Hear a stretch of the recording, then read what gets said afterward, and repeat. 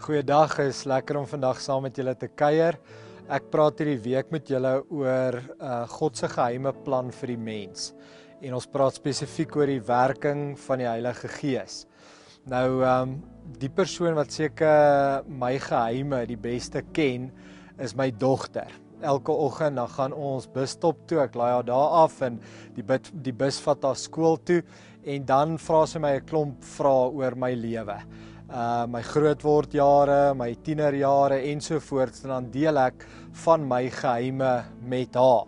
Nou, as jy wil weet wat is God se grootste geheim, of wie is God se grootste geheim, dan kan jy net na een persoon toe gaan.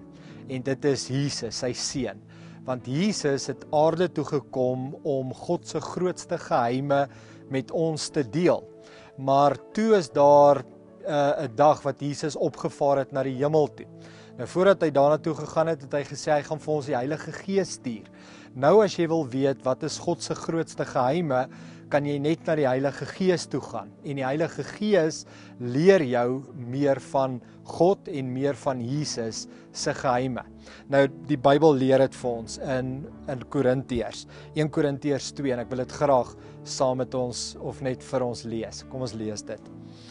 Hy sê, wat ons verkondig is die wysheid van God, die verborge waarheid wat bedek was en wat God van ewigheid af vir ons voorbestem het tot ons ewige heerlikheid.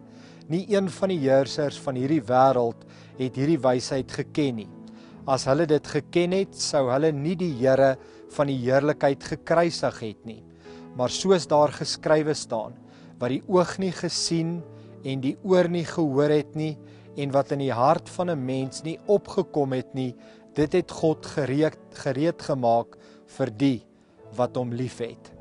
So, hoor daai wonderlike openbaring, geheim wat vir my en jou tot beskikking is, en dis die Heilige Gees. Dis die Heilige Gees wat daai geheime, daai groot waarheid oor Jesus aan my en jou wil bekend maak.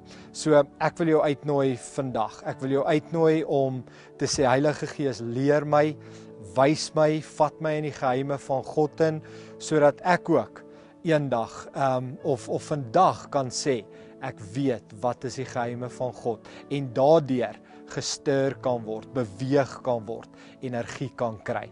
So dis wat ek vir ons wil bid vandag. Kom ons sluit ons oë, dan bid ons saam. Here, ons sê vir U dankie dat ons vandag die geheime kan leer wat U vir ons deur die eeue weggesteek het. En daai geheime is net in Jesus Christus te vind. So ek wil vra dat die Heilige Gees ons sal leer en sal lei in die dieptes van God, in die diepte van sy geheime. En ons sê vir U dankie daarvoor en ons bid dit in Jesus se naam alleen. Amen. Ek hoop jy geniet die res van jou dag en ons kuier weer môre saam.